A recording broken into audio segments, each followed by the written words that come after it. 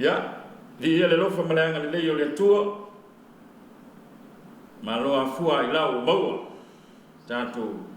whelo I fo I le yaso I lungo pēo mangalu le ea. Ya, whawhteia le tua o le sa tapu au ina so I fua maleola. Ya, o mafua I on tātou maua le nei whelo inga whiawhia I le yaso whatalo whatu I le mai mo mai al pureanga sa moa pia. Mai lava I le tapu inga al tamao al pureanga lo whionga le aki e pipo. Mo sese lito lia tui. Fabe fol pa ia le tu ai sa o si ta blanc fa ta lo fa fol pa sengo ti akono so soani fa tuo fa pe fol au no fa voto fa fe lo ia tu ile pa ia ma wo lunga lo pureanga sa mo apia mai mo tele se ia mo mai ya ai nga te le fa pa ia tu tanto wo tu yo na tu langa fa pe ya fa pe fo yo na man tu pe le ta po inga talo ale au whainga aluenga ngā lulu e le tua mali tu vai o le tala le lei so se e kalesia kerisiano tono le tunu whatalo whatu I le tātou porkalame o wha ingoina e tupu le whatu tua o le tau longolongo o le so ia ua mātou whatasi mātou laulau nei ia ua wha ua wina o tātou wha moe le mate so antu ma le whalitua ia niva eti o le whalitua fo I mai le mtanga luenga koruse pa ia I leilele ia so atu ma le whionga le chancellor puranga Samoa pia le whionga patele paltasala leota o le tuatu la ia o lo la mai le te leiga ia asiawa ia wa fo le tatu wha moi ia ma le wha wina le tatu por kalame le so ai alo mai lo mai mo ya fatal fatu le telenga siama foi le fiong patele mai se le fiong fa tuo malo sufu talo kolama sevi ole famoi moi sevi ia ile nei taia wa tu le fi mai patele mai yo me fa tuo ya ni taulanga pa ia o le misa maleanga nu talo le upu mangai ala ia fai poiponga pe ua papatiso le taulanga pa ia le anga nu ia o le manaki ta iala lea e fatu iai lo tatu titi il ne aso se manu whaftai ia masalo I lau mai mua mai o le ua fama nino tan ia lawol fama moel nias ia wa fo ile tanto por kalame nei wa amata ile so ia a le o law ia o fama moel po le tule o le taula pa ia o le misa male anu ia pe ile leon tanto amata mai law fiong patele so silia tu ai le bainga le po le atonua la le manaonga o le taulanga pa ia o le misa ia po le tatou le tu fa le nganga le o le alona manaonga I le anganu ma le fai poiponga le ma le falo ma tai da ve le fa si ma for fa fongas ma le si le mai o le anga ma tatou proclame o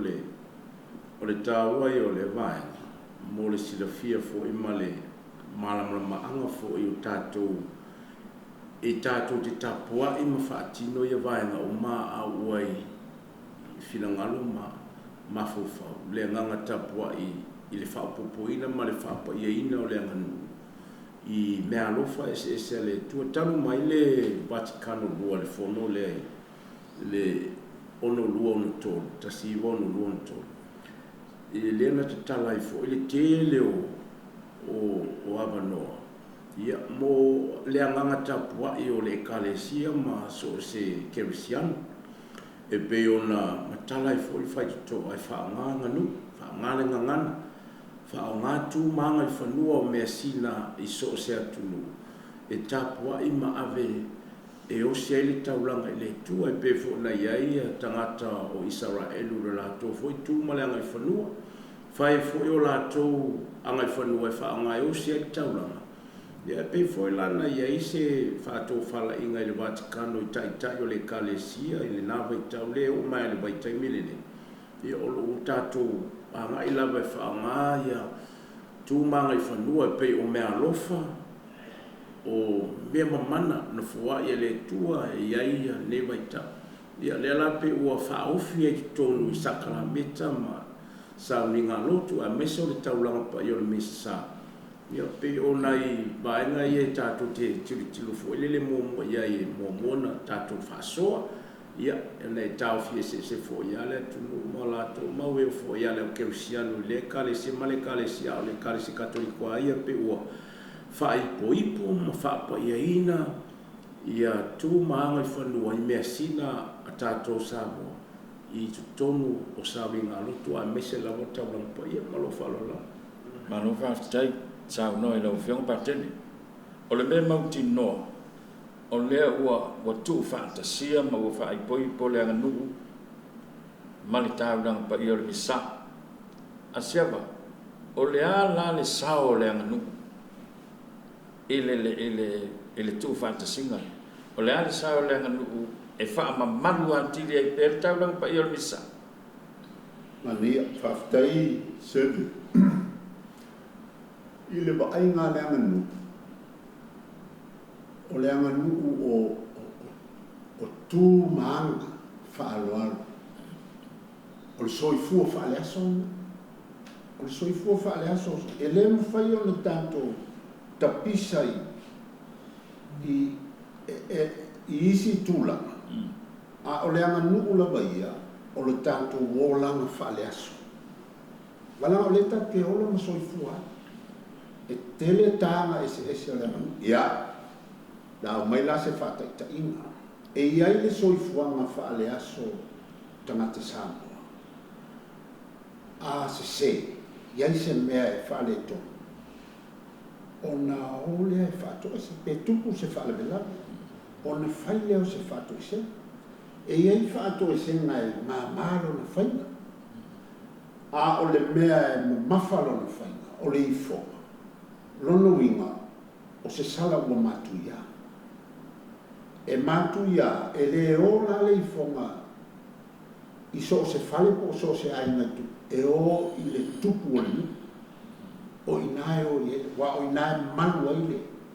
E malu ai e wa whaina po o whatupuina mausuia se fale vela. A maua le lotu sala mo. O na o le tupu o le po le maota o le po le malai o le me fio ai le sio o inae au mai ai le whamanga longa le whaangale tangata Samoa le ie tō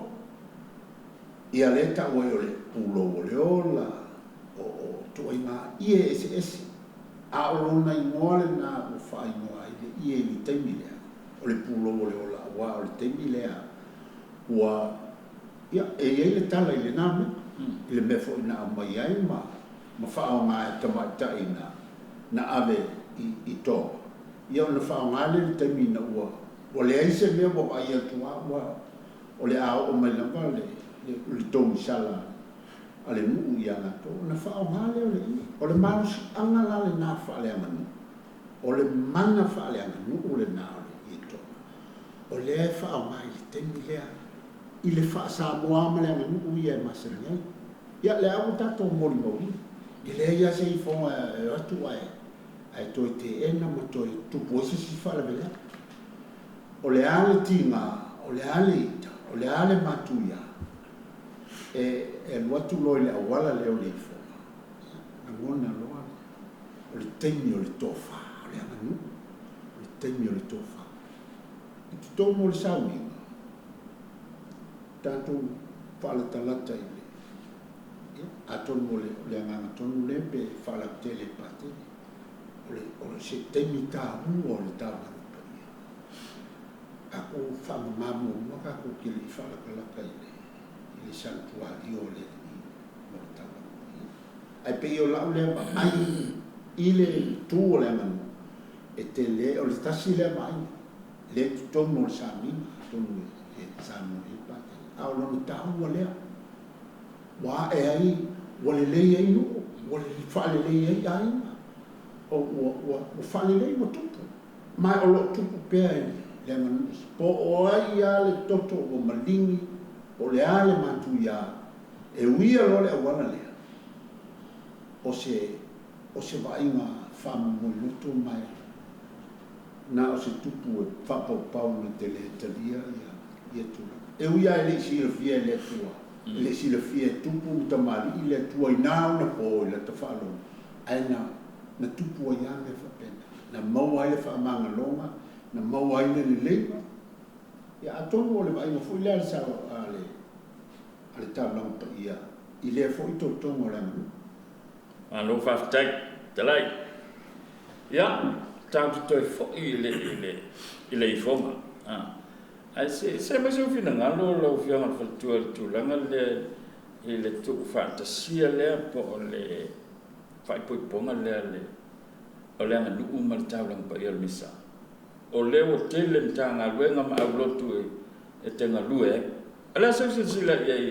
il vai ngale after 7 bolo avano ya se fa fonga ta boy fo ile ta tu tama ke kupo mo se vitoli e va pe fo ile fio mai ta tu committee ya so vai le vai ngale titi lo amale tu to foi tonu le kalesi e tu la mania pe wa me le anganu wa tu fantasia male tanale wa mano si e foi le fai poi ponga fa le kalesi tonu le katoliko a wife so ani le upo le atua ile ungali o le fa paina ma fai fo ile a o mai nei fai ona mana malama le ungali e ta inga o tula fono ya e mai se foi o le mana malama ta la anga le kalesia ile vano no foi o le fafine ma le tamalo ai le ngata foi le tu mai lo ile ngano le tasile na fe sosoani taua awa pipi fatasi ma le sosoani ale atua i le ungari i on fai le ona maua le nofo le ta pena mo le whapaiang ala ua mana malama la ua i le ngano ma le tana le ia ele to ia isi to e ma vai pe fesi ona o laua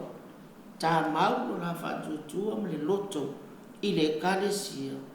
le atua le ai mesifo o le anganu nga due fatas ona mata mo fia i le vai mai mal falo ma no fa tai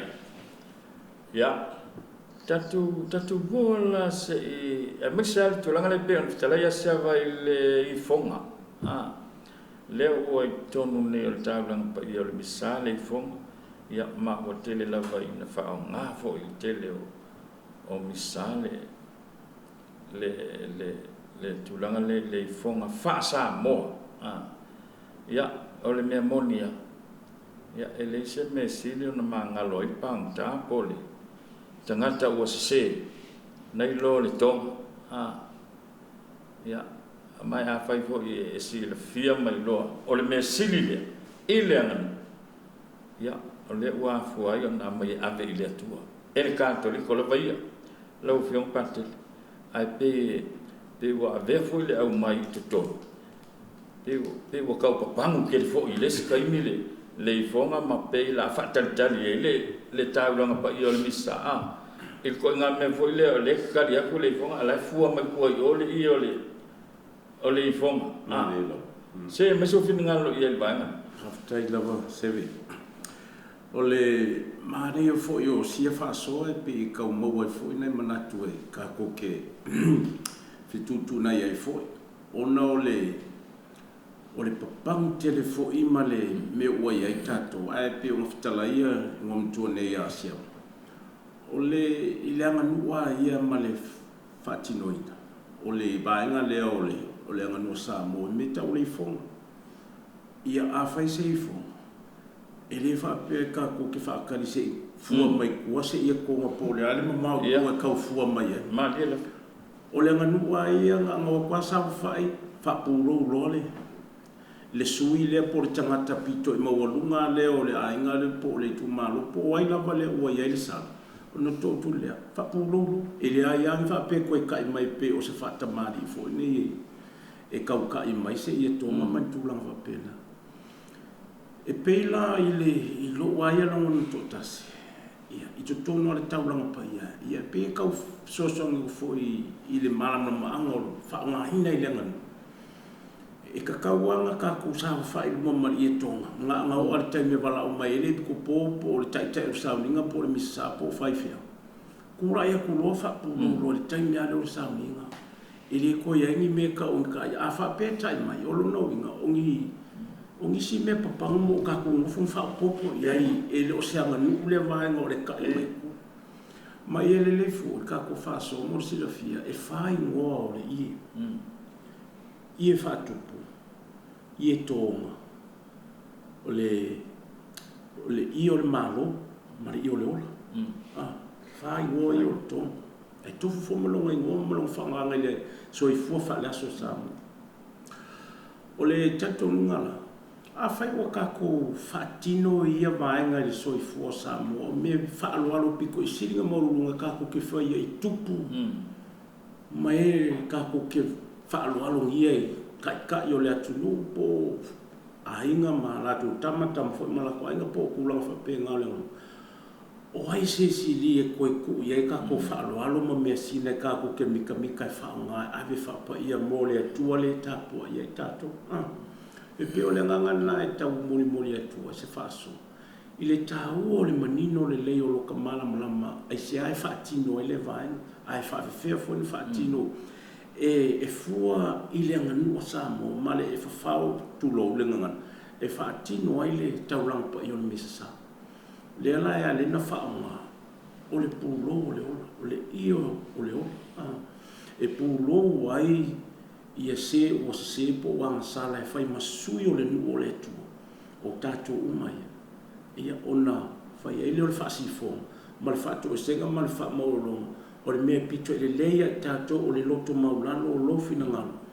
ana bifole o le I to mo po le I o le pulo e fai ele kaku fato se ga mal kaku fa mo lo it's the highest form of apology ile nganu o Samoa ave le tue o le ponga yo mele le uma mafo ai mai ele tama ai ngai tu male nganu malo falo lo se malo fafta salo tu langa le tau langa pa ia al misala to le sa no le fiona parte se ma so fina ngalo se o le mana tua fo o le teimi e basani ona fatino ai fo o le teimi fo ile o le vabeawa o lai poni sai le sila tu no o vai le lo mo no le fonga la ele ngi me fa pena ele lo mo le ainga le ia le wa fa ina o le a o lo ko ya ele lo mo na watua sa fai pe to studi po le ale fa ina man al fa ia o filo ele fa pe fa ka dise ia o se ka I mai le ia le si piko o ele ai o le pulo wa le ola e a foi e mana I le amanu pe ata oto mai le mea la na fofu ai fa ia a pulo wa lo le tangata wa manua o wa fa no fatu no suia le fa le la o tal sanga mo se fatu senga o nganga umana na ki tonu o le wingo o le ia lana ona o lo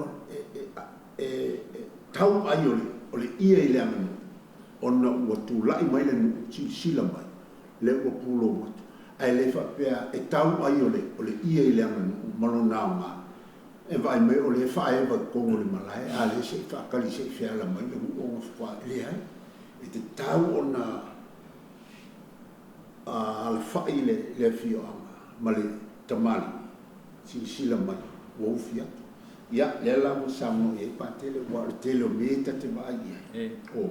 e afale peso le fa ko se ma la ka I mai la poli il fa manga ali fa ma o le ala o manga ale fa le kalo mana tua fo I o te mana tua le nganga le ka pike ya so o le materia ma le forma o tamaia e le fa pe e mo haru upu o le fa ko se ma le fa maula no a le ele palasia ku le si vai o le fa ki o nga mai lo le fa manga no a le foko a fa o ku le o le ia te tau o na matale le ia upu a fai o le pese mo mori ai le ia e man tu foi la e tu mai loa o e fa ia o foko a lo ku lo le la kali e kwai ma ia o fa penale o fa ale na ma pe mo ku fo le la o ia e lo ku fa kasi o uma nga pulo le a pulo la va se mo se fina ngalo le fio nga ma ia au pe o le nganga le awoni mangaia le usa mo pake awoni papango awoni koso I al sa o le nganga o le ngwa o le fa sa mo ele va pe mo foi mo fa kali le se ia o fa ka me le ele o ia mal mala ma do le mo pulo le fa ia mole so le fa pate ona ese a fo I tu manga I tatu le fa ngai no I to nga po I o malo po le ala le fa ngai o le fa kamali ma le fa lo mo o le sua ma le sua tel sua e pe yo inala ia le winga le tai mai o no se fa lo mo e ia fo la ia si vai nga fa mai pe o fa le nga pepe e fa ai vai le ia pe o le tuna e ese la marifo o le funga ia nga o ko kuri tangata sa fa ia tu mai la to ia ma fa pu lo le ka ia e o le ese nga o me pe la le ka ia ma fo tato ai o sa mi ngalo ya mai sa o ale vai ngol fa to ese nga sa mo marifo nga I se me o tupu o ia se salo fa ti no ile mo lo fa tai salo o le usa no le fiona parte e o le ta uale o le vave foi le tau lang pa o misa a fai le fonga ia amakanga misa o le usa fa I luma I kanga ka e fa au pulo ua ka le aifu mali e ko e o le kai ni ia kala le I luma I fa pulo I e pe ala fa si o le fai nesa salu me nge o kinga ali yang se minga to Kela mongo le ta wole le usa ngo pati usa ese al fa to ese nga fa ale anga pe la usa ngo pati ye nga wa ko kongo no mo fine kai mi ala fa to ese nga de so ol bisa pati ye fa pulo no ya le kelo le si tu le fa to ese nga ile anga no ye le la usa ngo pati ia ele fa eva fo la de e pe on sa mo fo siama ile anga no pe a fa pe a wa tupu se sala se ai o le va vea fo ia na tsa mo wa kwa fa pulo ia fa I no le fa to senga ia a ku fo la ta to kalesia uso aso ge ia wa mamalu wa mamalu mata mo fia ka komisa o pe o se me fo le wa foko su be ma fa tangata pe a fa pe o la fa to senga I kongo misa ai fa pulo tangata ese foi la mona ese foi la mona wo ia usa la wa mala to la mona wa mangalo me uma ile tua mo finanga ile ai se sili na o le tua la e mangalo e me ile fonga ne fa tino to mo le kalesia mo lo fa la fa tai lo fiona parte e o le si to ngai fonga tonu ale o le taulang pa yo le bisa o lo fa pulo le tangata le waifu ai sa le pese le patu ma le musica le pese le fonga o le se sfina lo fiona mele e le pese de tau na fa le fonga po to nga musica ia ia po se pese fitau I male sai ngala fa Whaftai le sebe. Ia, ole teimia ia o le taulanga pa ia o le mesa sa. O le ifonga o se teimi mamanu. O se teimi o salamo. O le teimi o le whātua e senga. Ia makua I toele lalo, makua I solovi lalo turi vai. E talo malenganga whaanonoa, malenganga salamo ina ia mangalo le pangata, mangalo le tangata. O le taimi tono ale o sauninga e te tau lava o na fua bi inga I le anganga o le sauninga e le se whape o se kaimi fia whakoa fia pe a whaa e le ifonga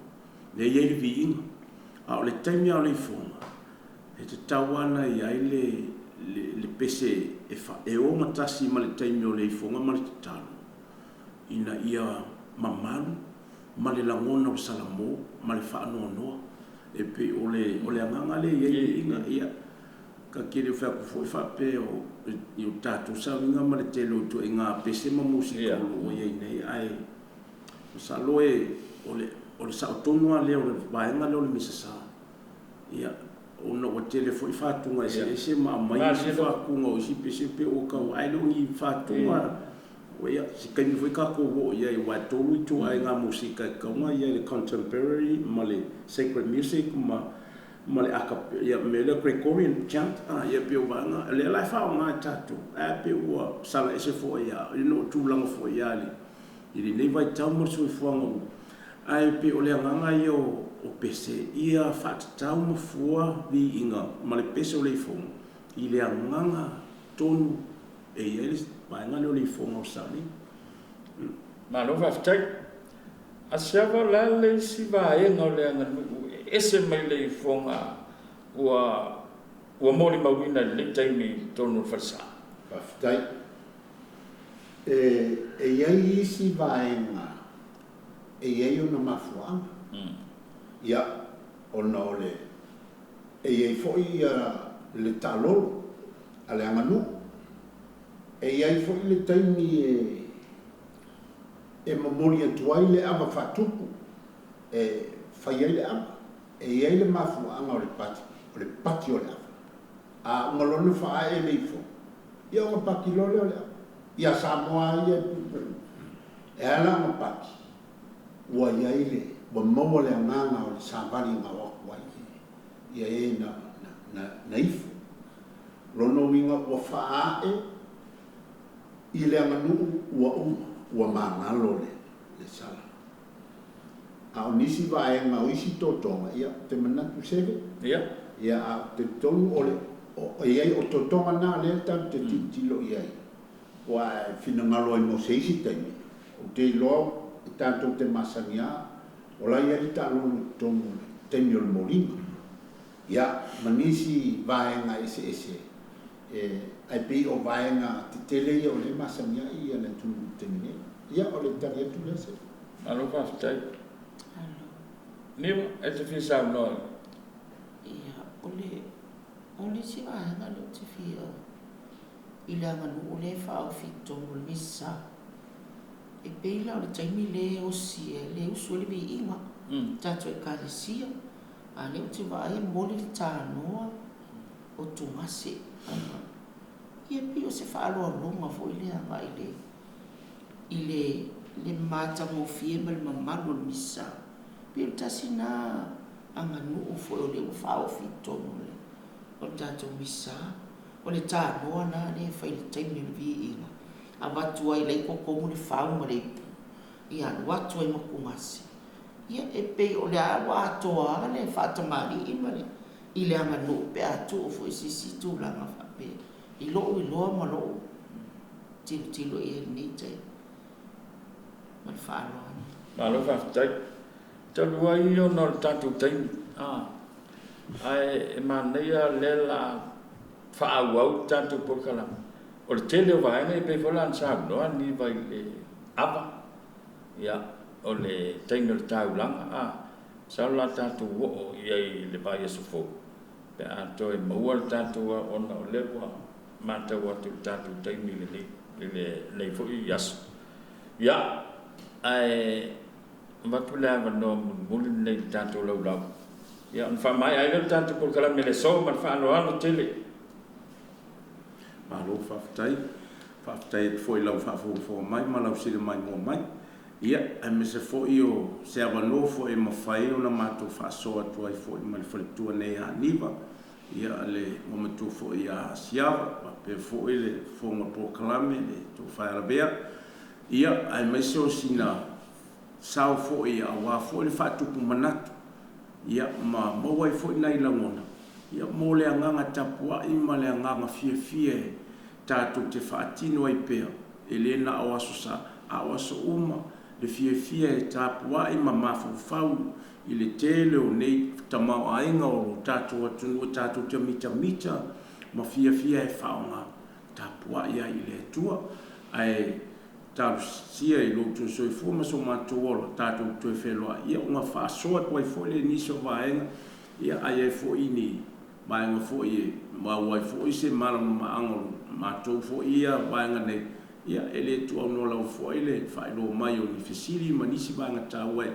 fa tu fo i ma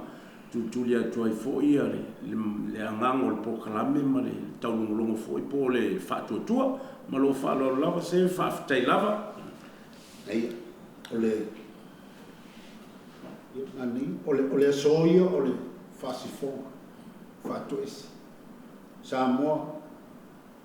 e lo le fonga o manga pu am fango fie